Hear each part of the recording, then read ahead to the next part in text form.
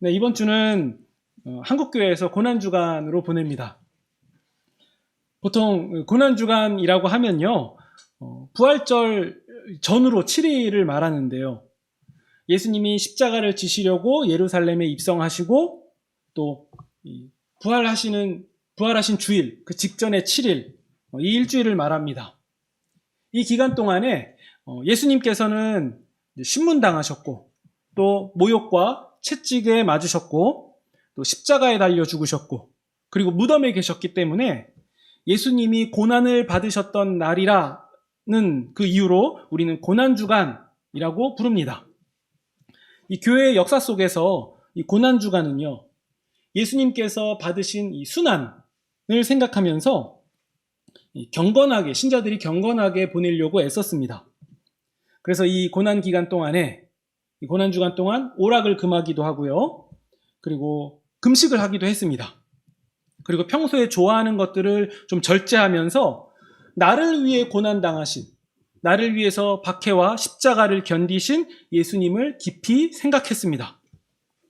성도들은 이 절제와 금식을 통해서 고난주간을 의미 있게 보내려고 애썼습니다. 죄인인 자신을 돌아보면서 이 자신의 죄가 얼마나 무거운지, 그리고 예수님께서 나의 이 무거운 죄를 다 담당하셨다, 대신 지셨다라는 사실을 직시하면 성도들은 금식과 절제뿐만 아니라 스스로 할 수 있는 것들이 있다면 뭐든지 더 하려고 애썼을 것입니다. 그리고 그렇게 해왔죠. 그리고 이것은 이제 현대 신자들에게도 그대로 이어지는데요. 이 다양한 시도로 더 이제 형태가 바뀌면서 적용됩니다. 이 금식을 성도들이 릴레이로 하기도 해요. 그래서 1시간씩 정해서 그 해당 시간에 이제 금식을 하면서 이제 릴레이로 한 사람이 한 교회 예배당의 한 장소를 정해서 거기서 예배를 드리고 그 다음에 나가면서 다음 성도가 와서 기도하고 하는 식으로 릴레이 기도를 하기도 하고요. 그리고 젊은 친구들은 미디어 금식이라고 해서 이제 스마트폰 사용이라던가, 스마트폰이 없었을 때는 컴퓨터라던가 TV 시청 같은 것을 금하기도 했습니다. 그래서 이 미디어 금식을 통해서 예수 그리스도의 고난을 좀 더 깊이 묵상하자라는 방향으로 이런 것들을 했는데요.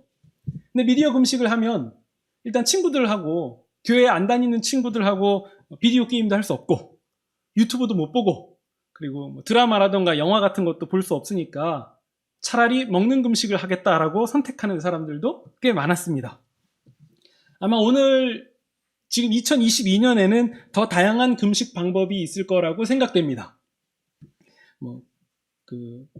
심지어 커피 금식 하시는 분들도 계시더라고요. 내가 좋아하는 것들을 금하면서 내가 한번 커피 마실 돈을 모아서 고난 당하고 있는 누구에게 기부하겠다라는 그런 유익한 일들을 하는 부분이 있습니다. 그런 분들도 계시고요.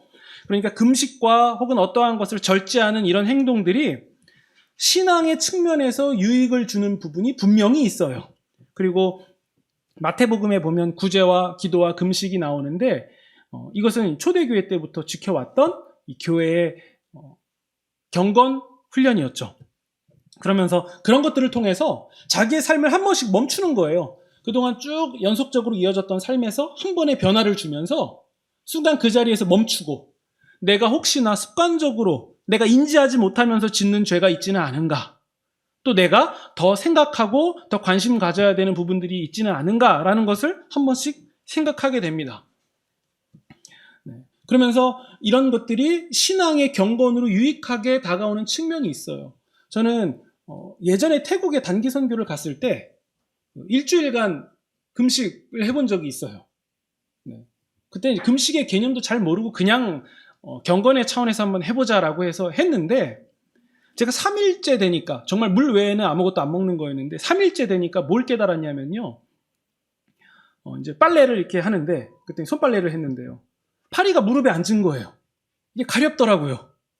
근데 3일째쯤 되면요, 그 무릎에 앉은 파리를 이렇게 하려는 힘조차 들지도 안 생겨요. 그 힘조차도 없더라고요. 그러니까 빨래가 빨래였겠습니까? 그냥 적셨다가 그냥 대충 이렇게 하는 행동이었겠죠.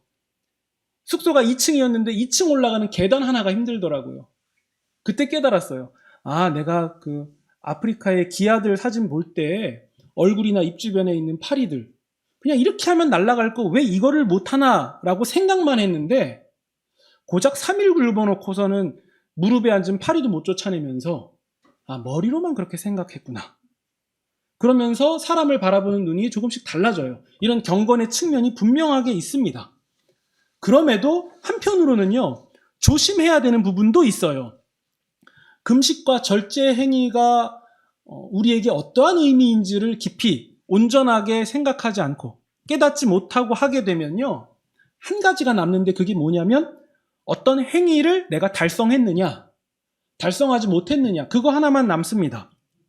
정한 대로, 정한 시간 안에 그 금식을 온전하게 했는지, 절제 행위를 내가 잘 했는지, 그래서 금식과 절제만 잘하면 고난주간에 내가 잘 동참했다라고 생각하는 경향으로 흘러갈 수 있다는 거예요. 저는 대학생 때요, 고난주간 그 7일 동안 점심 금식을 해야겠다라고 한 적이 있어요. 그러니까 많이 해봤죠, 여러 가지. 그래서 점심시간 12시부터 오후 6시까지 음식을 먹지 않는 거예요. 그러면서 이제 사람들에게, 이제 같은 기독교인들에게 나는 금식기간이야 라는 것을 이제 드러냈죠.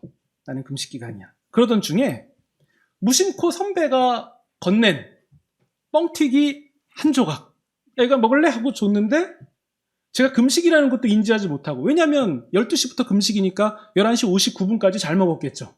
그러니까 금식한다는 생각도 못하고 그냥 받아서 아무 생각 없이 하나를 먹고 삼켜버렸어요. 순간 생각난 거죠. 나 금식인데. 월요일부터 한 건데 그때가 한 목요일이나 금요일쯤 됐을 거예요.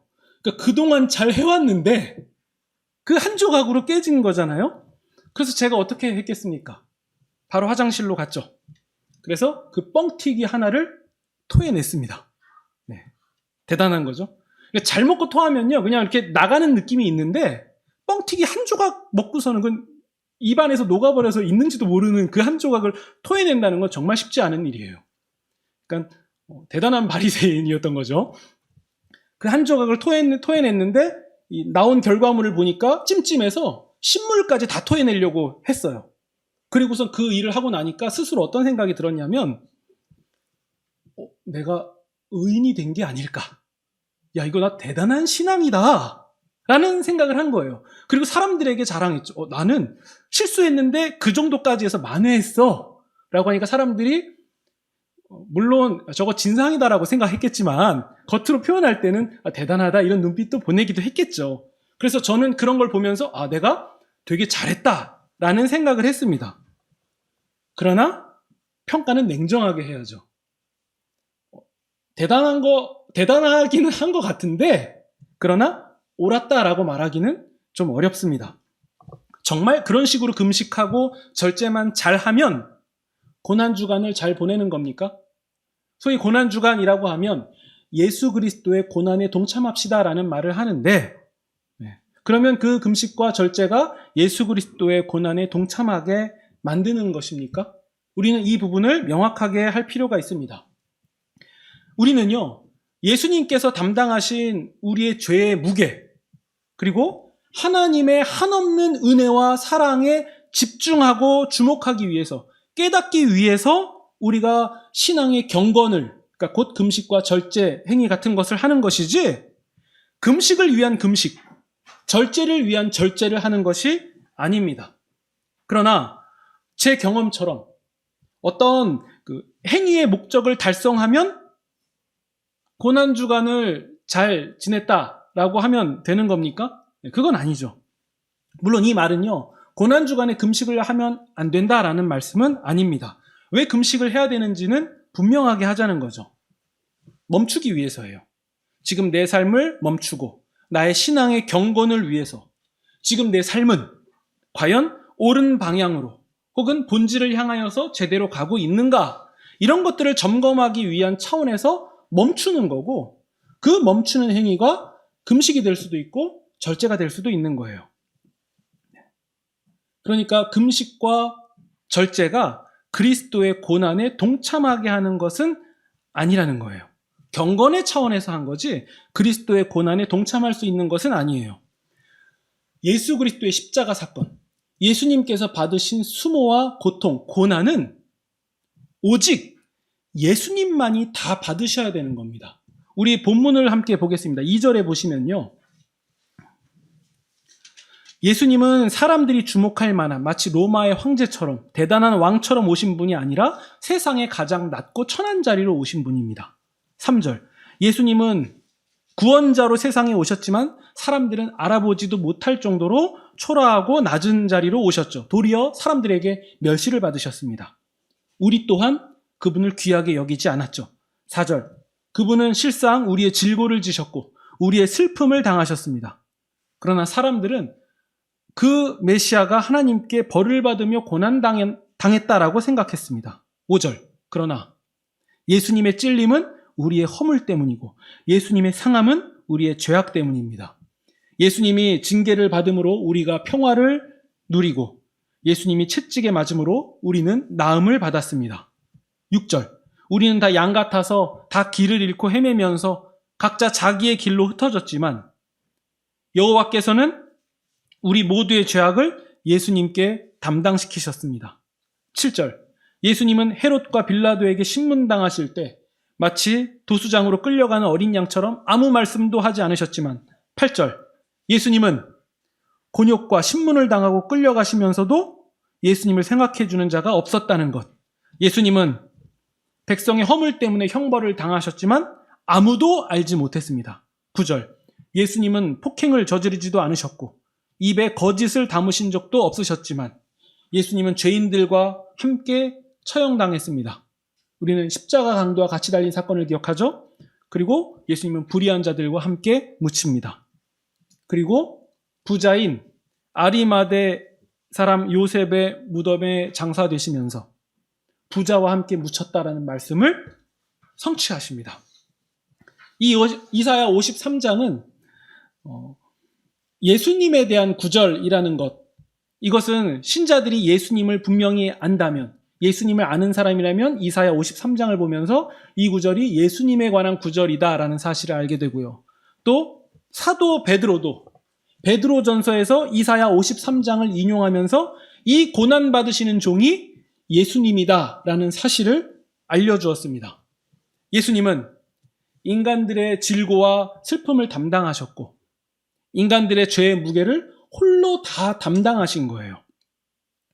인간은 스스로 죄악을 해결할 수가 없는 존재예요. 인간은 인간 스스로를 구원할 수 없다는 얘기입니다. 만약 인간이 인간 스스로를 구원할 수 있다면 인간에게는 애당초 구원이 문제가 되지 않았어요. 종교라는 것들이 발생하지도 않았겠죠. 그게 안 되니까 어떻게 인간은 구원에 이르는가, 영생에 이르는가를 고민하면서 여러 종교를 만들어냈겠죠. 인간은 스스로의 죄를 어떻게 해결할 수도 없고 그것을 나눠줄 수도 없었다는 거예요. 오직 모든 인간을 초월하신 절대자, 그분이 인간 세계에 개입하셔서 그 죄악을 해결하지 않으시면 인간의 죄는 해결할 수 없다는 거예요. 어떻게 한계가 있는 사람이 한계를 가진 자를 해결할 수 있겠습니까? 무한한 자가 오셔야만 한계를 가진 자들에게 무한을 공급하실 수 있는 겁니다. 그래서 예수님이 받으신 십자가 고난, 그것은 오직 예수님만이 홀로 다 담당하셔야 되는 일이지 우리 인간들이 금식이라던가 고행이라던가 다른 행동을 통해서 나누어질 수 있는 개념이 결코 아닙니다. 그게 뭐 중요하냐라고 말씀하실 수 있는데요. 매우 중요한 거예요. 왜냐하면 우리의 모든 죄악과 그 죄의 무거움을 다 담당하실 수 있는 분은 오직 한 분, 예수 그리스도. 그것이 우리의 신앙 고백이기 때문이에요. 우리가 나누어질 수 있는 개념이 아닙니다. 예수님이 받으신 십자가의 고통과 그 죄의 무게를 우리가 나누어질 수 있다? 매우 심각한 개념이죠. 그럴 수 없습니다. 단지 언어적으로 모순이 있었을 뿐이지 정확하게 얘기하면 예수 그리스도의 십자가 고난은 오직 예수님만이 홀로 완전하게 다 담당하셔야 되는 일이었습니다. 그렇기 때문에 우리는 예수 그리스도의 고난에 동참하자라는 표현을 쓸 때 조금 바꿔서 정확하게 표현하면 좋겠습니다. 예수 그리스도의 고난의 의미를 마음에 새기십시다. 이렇게 표현하면 좋겠습니다. 그래서 우리가 예수 그리스도께서 나를 위해서 지신 그 십자가의 고난을 마음에 다시 새기는 거죠. 예수님께서 나와 우리의 모든 인류의 대속 제물이 되셨다. 그래서 우리의 모든 죄악을 담당하셨고, 인류의 모든 죄악을 담당하셨고, 그리고 십자가에서 죽으셨고, 나도 그 십자가에서 함께 죽었고, 예수께서 부활하신 것은 우리도 육체로 부활하는 사람들이다. 이 놀라운 은혜와 사실을 우리에게 주시기 위해서 예수님이 다 담당하신 일입니다. 우리는 그저 이 예수께서 하신 이 모든 일을 믿음으로 받는 거고요. 그래서 우리는 그 놀라운 사랑과 은혜를 다 계산하고 헤아리지도 못하면서 그저 그 은혜에 감격하는 사람들이 되었다. 이것이 복음이고 이것이 진리입니다. 그래서 우리는 결국에 이런 고백을 하는 거죠. 우리도 주와 함께 사망 권세를 이긴 자들이 되었다. 이 고백은 우리를 어떻게 만듭니까? 우리 이 인생 다 죽고 나면 또 사는 그냥 시간만 계속 느린 존재, 이렇게 되었겠습니까? 그게 아닙니다.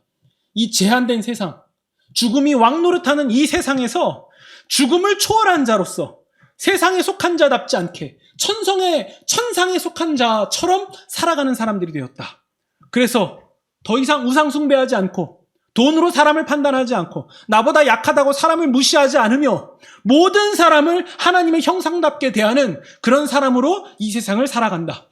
내가 사는 인생 가운데서 어떠한 어려움과 어떠한 슬픔과 고난이 다가온다 할지라도 끝날은, 그 정점에는 예수와 함께 부활하는 그런 존재들이다. 어떠한 절망도 나는 지나갈 수 있다라는 이 희망과 소망을 가진 사람으로 살게 되었다는 겁니다. 이게 복음이죠. 그럼에도 이런 놀라운 복음 가운데서 오해가 없기를 바랍니다. 고난주간에 금식하는 것이 잘못됐다라는 얘기가 아니라 신앙의 경건과 또 예수 그리스도의 십자가의 의미를 마음에 깊이 새기는 차원에서 매우 큰 유익이라는 사실입니다. 단지 그것이 그리스도의 고난을 나누어지지 않는다는 것. 오직 주님께서 다 온전하게 담당하셨다는 사실. 이 사실이 매우 중요합니다. 그래서 우리는요, 예수님의 말씀을 따라서 이렇게 표현할 수 있죠. 우리는 예수님의 십자가를 지는 사람들이 아니라 예수님이 말씀하신 대로 자기 십자가를 지고 십자가 지신 예수님을 따라가는 사람들입니다. 그러면 이제 여기까지 내용이 정리가 잘 되셨습니까? 이제는 우리가 자기 십자가를 지고 가는 게 뭔지를 이제 얘기해야 될 차례입니다. 그것은 우리가 자기 십자가를 지고 예수님을 따른다라는 것은, 그것은 금식도 아니고 절제도 아니고 고행도 아닙니다. 결론적으로 말씀드리면 우리가 신자로 부름받은 이 세상에서 신자로서 믿음을 지키며 살아가는 삶, 그것이 바로 그리스도의 고난에 동참하는 거예요. 그러니까 고난주간을 우리는 훌륭한 형식의 7일이라는 그 기간 안에서 담아내려고 노력하지만 그것을 위한 목적도 결국에는 신자의 모든 삶을 말하는 겁니다. 신자가 신자로 부름받은 이 세상에서 신자로서 믿음을 지키며 살아가는 삶, 끝까지 믿음을 포기하지 않는 삶, 그것이 그리스도의 고난에 동참하는 겁니다. 우리는 베드로전서를 나눌 때 함께 살펴봤습니다. 베드로는 이렇게 표현하죠. 악을 악으로 갚지 않고 욕을 욕으로 갚지 않고 도리어 복을 비는 것이 그리스도의 고난에 동참하는 것이다. 우리 베드로전서 2장을 함께 찾아보겠습니다. 우리 신약성경 뒤로 넘어가시면 됩니다. 베드로전서 2장, 신약성경 379페이지 부분에 있습니다. 베드로전서 2장 22절에서 25절입니다. 네, 우리 수요일에 함께 나누는 본문이었죠. 그리고 또 이번 주에 나누는데요. 베드로전서 2장 22절에서 25절입니다. 네, 우리 함께 읽겠습니다. 베드로전서 2장 22절에서 25절입니다. 그는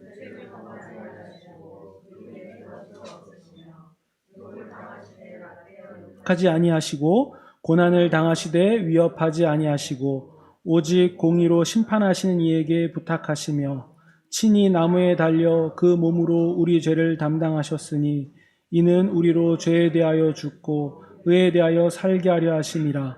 그가 채찍에 맞음으로 너희는 나음을 얻었나니 너희가 전에는 양과 같이 길을 잃었더니 이제는 너희 영혼의 목자와 감독 되신 이에게 돌아왔느니라. 이 구절 읽으시면서 이사야 53장을 인용했다는 것이 느껴지지 않습니까? 저는 베드로가 이 말씀을 한 것이 매우 큰 의미가 있다고 생각합니다. 왜냐면요, 베드로는 어떤 사람이었냐면요, 예수께서 십자가 지신 것, 예수께서 고난과 수모를 당하시는 것을 직접 목격한 사람이면서 동시에 그 십자가에서 실패했던 사람 중에 한 사람이에요. 왜 예수님이 십자가를 져야 되는지 도무지 이해할 수 없는 사람이었어요. 아니, 능력 되시고 힘이 있으시다면, 강하시다면, 아니, 다 쓸어버리시고 능력을 보여주셔야지 왜 십자가를 지십니까? 왜 죽는다고 말씀하십니까? 되려 예수님께서 나는 죽은 후에 3일 후에 부활할 것이다 라고 말씀하실 때 예수님을 붙잡고 항변하죠. 그게 무슨 말이냐고요. 그래서 예수님이 이렇게 말씀하십니다. 사탄아, 물러가라. 내 뒤로 물러나라. 베드로는 십자가를 목격한 사람이면서 동시에 십자가의 의미를 파악하지 못한 십자가 앞에서 실패를 맛본 사람이었어요. 그는 그 십자가 앞에서의 실패를 경험하면서 그 실패가 거름이 되어서 십자가를 깊이 묵상하게 됩니다. 왜 우리가 모신 예수님께서 십자가를 져야만 했는가? 그러면 그 십자가는 무엇인가? 그래서 베드로는 십자가를 깊이 묵상하면서 이런 말씀을 나눕니다. 3장 17절이에요. 베드로전서 3장 17절입니다. 선을 행함으로 고난받는 것이 하나님의 뜻입니다. 선을 행함으로 고난받는 것이 하나님의 뜻입니다. 우리 아까 2장 22절 보세요. 예수께서 하신 것이 무엇입니까? 죄를 범하지 않으시고 거짓도 없으신데 욕을 당하셨고 십자가에 달리셨다. 그리고 21절을 보시면 이를 위하여 너희가 부르심을 받았다. 그리스도도 너희를 위하여 고난을 받으셔서 너희에게 본을 끼치셔서 이 자취를 따라오게 하셨다. 그 자취가 뭐냐면 억울한 일, 고난당하는 일, 그것을 참아내는 거예요.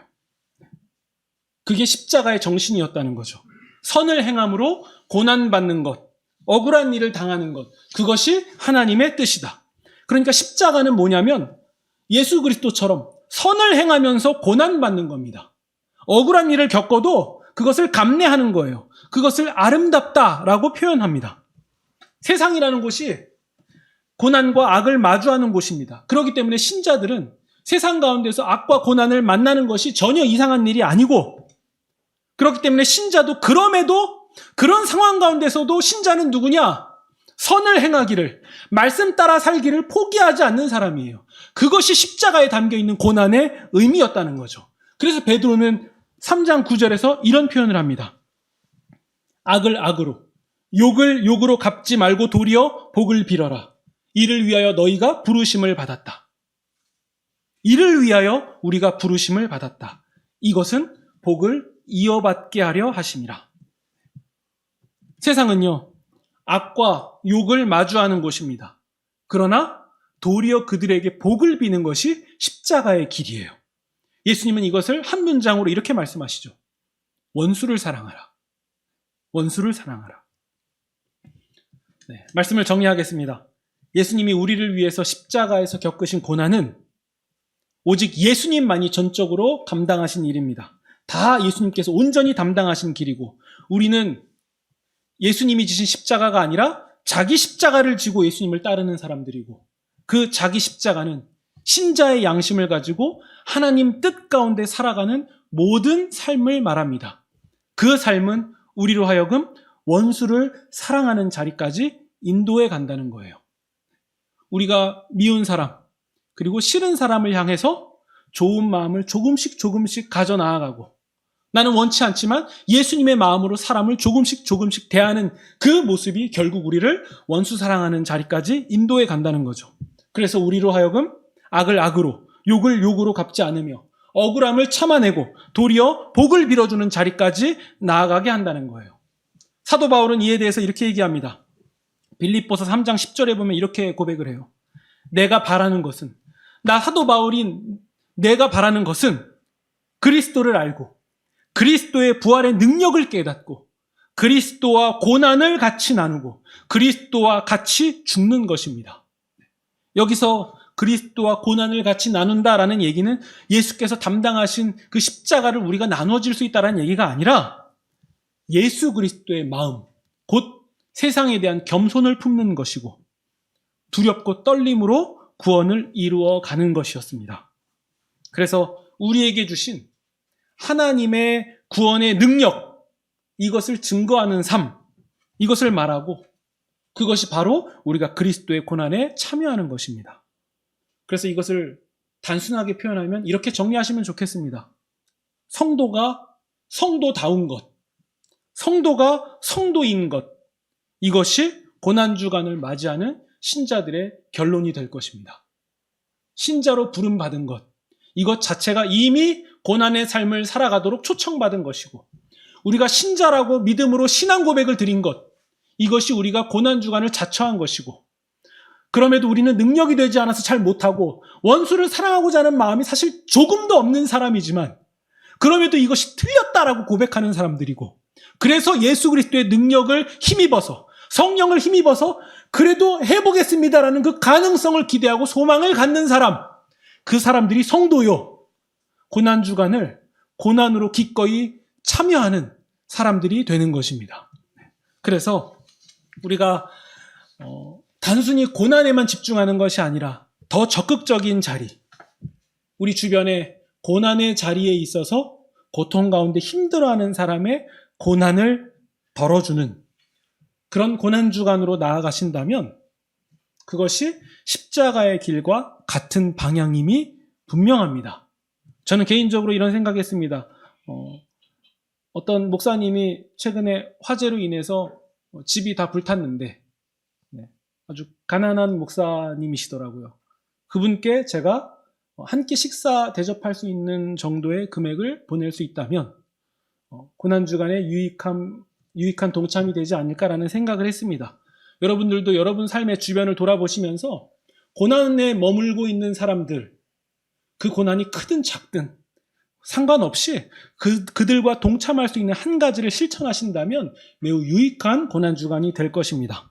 예수님이 담당하신 나의 죄악을 깊이 생각하고 그러면서 슬퍼하는 고난주간이 아니라 부활 승리하신 주님을 바라보는 그 영광의 기간으로 예수님을 기뻐하고 자랑하시는 그런 저와 여러분이 되시기를 주님의 이름으로 축원드립니다.